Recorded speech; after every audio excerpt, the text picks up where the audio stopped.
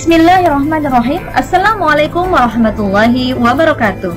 Alhamdulillah berjumpa kembali di dalam rubrik Cawan, bincang, warta, dan analisa bersama Muslimah Ideologis Khatulistiwa. Tema yang diangkat di pekan ini adalah tentang ruda paksa menyesakkan jiwa. Narasumber kita nanti ada bersama Ustazah Rani Widayanti yang akan membahas warta yang akan saya sampaikan berikut ini.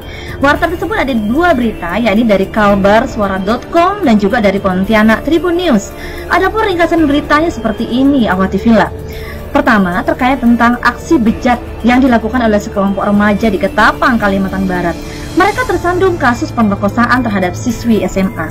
Setelah di rumah itu korban bersama saksi MR sempat berhubungan intim, lalu MR keluar kamar dan meninggalkan korban sendirian. Tidak lama kemudian keempat pelaku yaitu MA, HA, AS, dan RG datang ke rumah itu lalu memperkosa korban.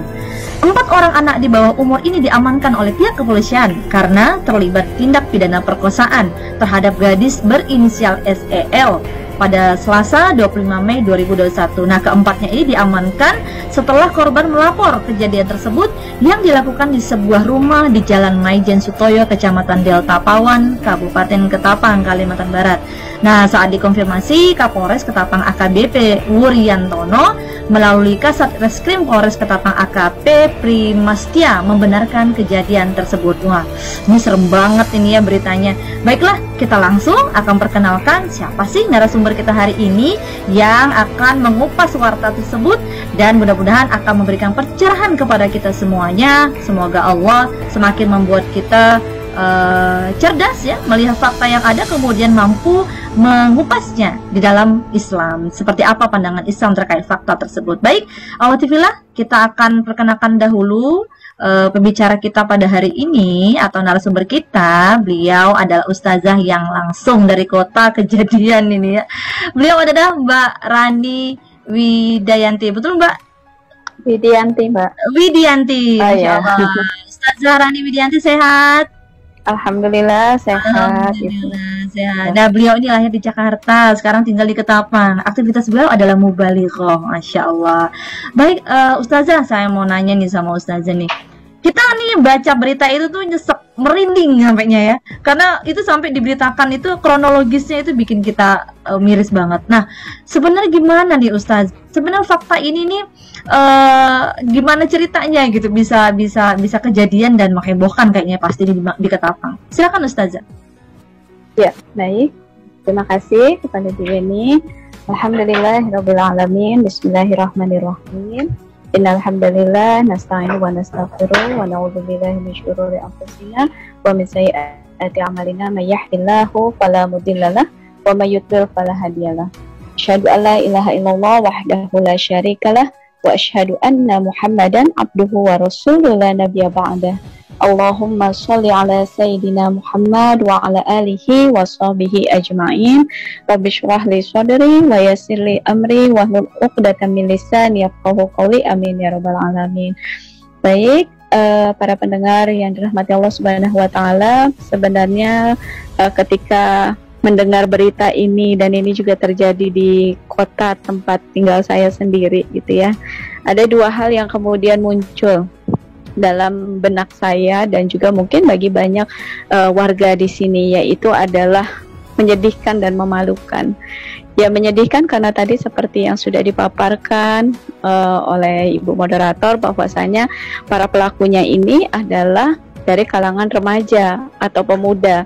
Tentunya mereka yang diharapkan itu bisa memainkan peran yang sangat penting sekali, khususnya sebagai pembangun peradaban. Dan tentu saja jika kita kemudian melihat gitu ya, ternyata para pelaku yang kemudian sebagai pembangun peradaban ini diposisikan gitu ya malah sebagai pelaku yang kemudian mereka melakukan tindakan ruda paksa. Dan ini jelas gitu adalah aktivitas atau sebuah perbuatan yang sangat memalukan. Karena memang kalau kita melihat memalukan itu kenapa? Yang pertama, kejahatan ini gitu ya atau tindakan ini justru diawali dengan adanya hubungan badan antara korban dengan pacarnya seperti tadi yang disebutkan di awal, yang justru ini kayaknya kalau kalau kita melihat dari kronologisnya itu sepertinya sudah menjadi hal biasa yang kemudian dilakukan oleh keduanya, karena sepertinya tidak merasa bahwa ini adalah sebuah tindakan asusila seperti yang disampaikan oleh masyarakat banyak, atau kalau di dalam Islam mungkin ya ini adalah sebuah perbuatan dosa besar gitu.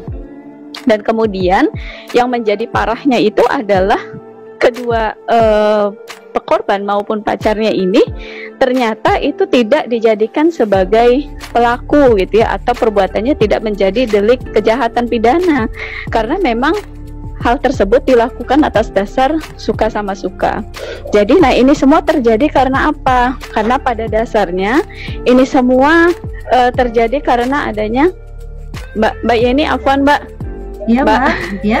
Bisa dikat ya kronologisnya tadi, yang kemudian bisa disaksikan bahwasanya antara si korban dengan si pacar melakukan tindak perzinahan gitu ya, yang kemudian ini sudah biasa dilakukan, menunjukkan bahwasanya kebebasan berperilaku itu memang menjadi latar belakang dari terjadinya aktivitas tersebut. Nah inilah yang kemudian menjadi fokus perhatian kita, di samping dari terjadinya tindak kejahatan ruda paksa yang sangat begitu menyedihkan ya yang dilakukan oleh para remaja tersebut. Nah tentu saja hal ini juga kemudian tidak bisa kita sepelekan, karena memang di balik kasus ini ternyata ada sesuatu yang jauh lebih besar dan lebih berbahaya lagi. Dari sisi apa? Yaitu kalau kita melihat gitu ya, belakangan ini marak sekali exposure atau pengungkapan gitu ya terhadap berita-berita terkait dengan pelecehan ataupun kekerasan seksual, ataupun kemudian KDRT ataupun kriminalisasi atau propaganda terhadap pernikahan usia muda, yang semuanya itu kemudian di blow up sedemikian rupa dan kemudian menjadi momentum bagi kalangan pegiat feminisme dan ide kesetaraan gender, yang kemudian ini digunakan untuk meluluskan misi mereka untuk semakin meliberalkan kehidupan baik itu generasi maupun kehidupan para perempuan. Dan ini kemudian mereka implementasikan dalam aktivitas mengkampanyekan, mereka berupaya untuk menggolkan atau meloloskan gitu ya RUU yang kemarin beberapa belakangan ini sempat santer terdengar gitu ya untuk bisa disahkan, yaitu terkait dengan RUU PKS itu ya, yang disebut sampai saat ini tentu banyak sekali gitu ya masyarakat muncul pro kontra di belakangnya. Ya RUU ini yang kemudian ya dilandasi sebenarnya, kalau kita berpikir ada apa sih sebenarnya kenapa RUU PKS ini menjadi salah satu RUU yang kemudian kita katakan ini menjadi cukup berbahaya ya, karena memang kita lihat dulu dari lahirnya RUU PKS ini sebenarnya dilandasi oleh ide kesetaraan gender yang kemudian mereka terus berupaya untuk mengkampanyekan yang namanya sexual and reproductive health and rights gitu ya, atau mereka menginginkan adanya hak yang sama terkait dengan kesehatan reproduksi dan seksual terhadap perempuan. Nah tentu kalau kita melihat secara kasat mata atau mendengarnya dari permukaan terlihat sepertinya indah sekali atau bagus sekali. Padahal kalau kita menilik kepada salah satu saja programnya, itu adalah mereka berupaya untuk memasukkan materi penghapusan kekerasan seksual gitu ya, atau memasukkan sebagai bahan ajar di dalam kurikulum, non-kurikulum dan atau ekstrakurikuler sejak pendidikan usia dini hingga perguruan tinggi. Artinya mereka ingin ini menjadi salah satu bagian yang harus diajarkan. Dan tentu saja kalau kita melihat dari materi materi kesetaraan gender tadi gitu ya, atau penghapusan kekerasan seksual, ujung akhirnya adalah mereka berupaya untuk menggugat ajaran Islam yang kemudian memberikan peran penting kepada para suami dan juga para wali untuk pelindungan dan penjagaan terhadap perempuan. Dan dengan adanya gugatan ini kepada ajaran-ajaran Islam tentu akan berpengaruh kepada pemikiran yang dimiliki oleh generasi kita, sehingga mereka akan semakin jauh terhadap Islam dan kemudian pada akhirnya mereka akan menjadi asing gitu terhadap Islam dan mereka tidak mengenal lagi ajaran-ajaran agamanya. Nauzubillah Demikian, min Ibu. dzalik. Nauzubillah min dzalik. Luar biasa Ustazah, berarti dari adanya kasus ruda paksa ini dan juga kasus yang ternyata banyak serupa itu, ternyata ada misi tertentu di belakangnya. Maksudnya kasusnya memang kita sama-sama khawatirkan gitu ya, namun ternyata solusi yang digunakan gitu ya hari ini itu banyak solusi yang ditawarkan para feminis itu tadi ya Ustazah. Dan menurut saya berarti pasti ada solusi terbaik nih. Kalau memang selama ini ternyata mereka selalu gagal, regulasi terus berganti, kemudian ide dan masukan terus digunakan, bahkan saya lihat kayaknya lebih banyak juga disadur, diambil dari barat misalkan solusi-solusi yang digunakan. Nah sebenarnya ada nggak Ustazah solusi yang begitu kompleks gitu ya di dalam mengatasi kasus serupa secara tuntas? Bagaimana Ustazah? Ya, tentunya ketika kita berbicara tentang permasalahan kehidupan, ya maka solusinya kita kembalikan lagi kepada sang pemilik kehidupan ini, yaitu Allah Subhanahu wa Ta'ala, yang memahami hakikat tentang baik dan buruknya kehidupan kita, lalu kemudian bagaimana pengaturan yang benar untuk bisa menjamin keberlangsungan hidup semua manusia, yang kemudian bukan hanya hidup sebatas makhluk saja, tetapi kemudian hidupnya itu betul-betul beradab. Nah, tentu saja Islam gitu ya sebagai din atau agama yang sempurna yang mengatur seluruh kehidupan manusia dengan aturan yang sangat apik sekali, memang memiliki akibat-akibat yang kalau diterapkan secara sempurna ini akan memberikan sebuah akibat atau ya tadi akibat positif gitu terhadap penjagaan dari 8 aspek kehidupan manusia. Dan salah satunya tentu ya kita pahami, kita kaitkan dengan kasus saat ini yang kemudian kita perbincangkan adalah terkait dengan penjagaan kehormatan manusia.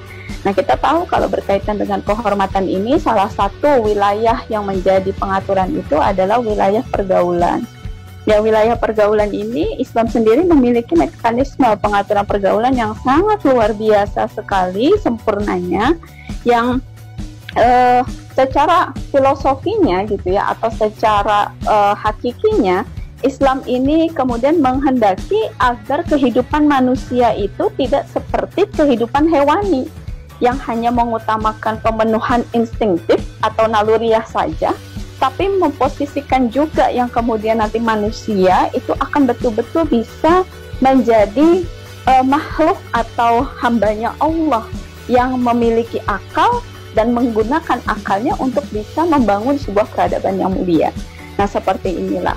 Maka kemudian mekanisme seperti apa gitu ya dalam pengaturan pergaulan dalam Islam yang kemudian dikatakan sempurna itu. Kalau kita melihat sebenarnya seperti saat ini yang digaung-gaungkan ya, yaitu ada tindakan promotif, ada tindakan preventif, dan tindakan kuratif yang sebenarnya kalau kita lihat faktanya malah lebih banyak retorikanya dibanding idealnya gitu ya.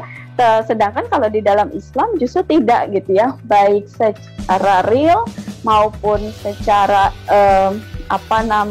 konsep gitu ya, itu semuanya memang betul-betul bisa menjamin penjagaan kehormatan manusia. Di antaranya yang pertama kalau kita melihat dari aspek preventifnya tentu gitu ya, Islam mengedepankan adanya ketakwaan individu.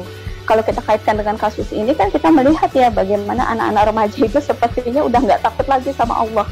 Melakukan aktivitas perzinahan itu sudah biasa sekali gitu. Mereka menganggap bahwa itu adalah hak mereka gitu untuk melakukan tindak kejahatan tersebut yang padahal itu merupakan dosa besar yang sulit sekali diampuni oleh Allah Subhanahu wa Ta'ala seandainya pelakunya itu tidak bertobat dan tidak mendapatkan hukuman sesuai dengan sistem yang berlaku di dalam Islam.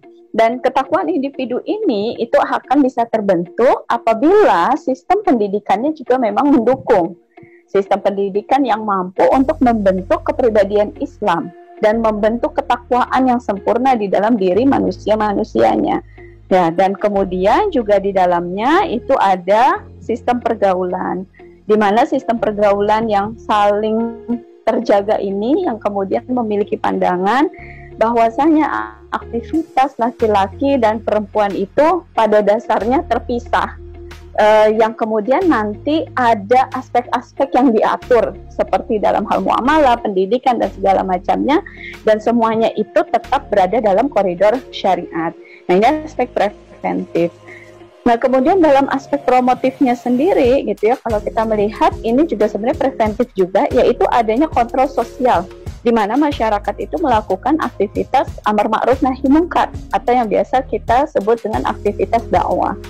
Di mana kemudian ini dilakukan oleh baik itu jamaah atau individu yang kemudian mengajak manusia lainnya atau sesama mukmin atau kemudian sesama bagian dari masyarakat untuk terus melakukan aktivitas ketakwaan dan menjauhi dari aktivitas kemaksiatan. Dan yang terakhir gitu ya, tentu yang tidak kalah penting itu adalah aspek kuratif. Nah, aspek kuratif ini sebenarnya pada dasarnya itu diberlakukan dengan adanya sistem penegakan sistem hukum yang tegas, di mana kalau kita lihat pada saat ini gitu yang dijadikan di kasus yang kita perbincangkan ini itu yang jadi terdakwa atau tersangkanya itu adalah hanya pelaku ruda paksanya gitu ya, tapi kalau dalam Islam tidak ya, para pelaku pezinahannya juga akan mendapatkan sanksi yang cukup tegas. Ini dilakukan agar setiap manusia, wabil khusus adalah kaum muslimin, itu tidak kemudian serta-merta dengan sangat mudahnya mengumbar-ngumbar nafsu mereka untuk melakukan kemaksiatan. Dan kalau kita melihat dari aspek preventif, promotif, dan kuratif ini semuanya itu mengingatkan saya gitu ya dengan pendapat dari salah satu ulama besar yaitu Imam Al-Ghazali.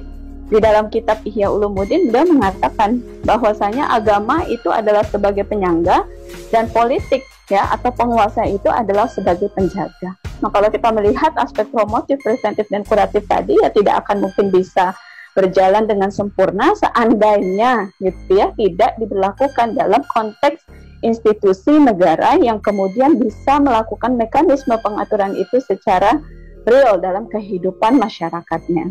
Begitu.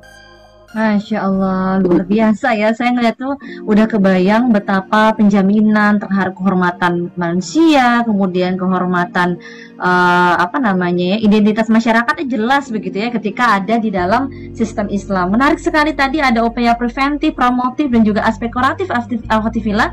Mudah-mudahan udah pada nyatet ya, ternyata Islam itu menjadi solusi apapun masalahnya. Ternyata Islam memiliki solusi yang sangat komprehensif. Tadi Ustazah Rani udah menyampaikan kepada kita semuanya perlunya untuk meningkatkan bagaimana membuktikan kita bertakwa kalau misalnya sistem itu tidak membuat gitu ya suasana keislaman itu ataupun suasana takwa itu menjadi lebih baik. Nampaknya masyarakatnya harus juga berdakwah pula, tadi kata Ustazah mengatakan juga ya, sehingga ruda paksa kayak gini gitu ya akan menjadi sesuatu yang pasti akan mendapatkan tindakan yang tepat di dalam Islam. Tadi ada juga aspek kuratifnya ya Ustazah ya, yang mana tentu saja akan ada upaya dari negara melaksanakan sanksi kepada yang melakukannya, sehingga sebenarnya nggak perlu kita bercapek-capek ria gitu ya untuk berharap pada regulasi yang belum tentu bisa menuntaskan masalah ini. Kalau dilihat dari runut ya, selama Indonesia ini pernah menangani kasus anak dan perempuan, justru tidak pernah menemukan solusi yang tepat. Ternyata Islam punya. Jadi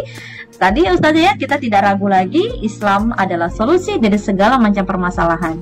Terima kasih kepada Ustazah Rani Widianti yang telah memberikan ilmu dan pencerahannya kepada saya dan dari pendengar kita di MIK ya Ustazah.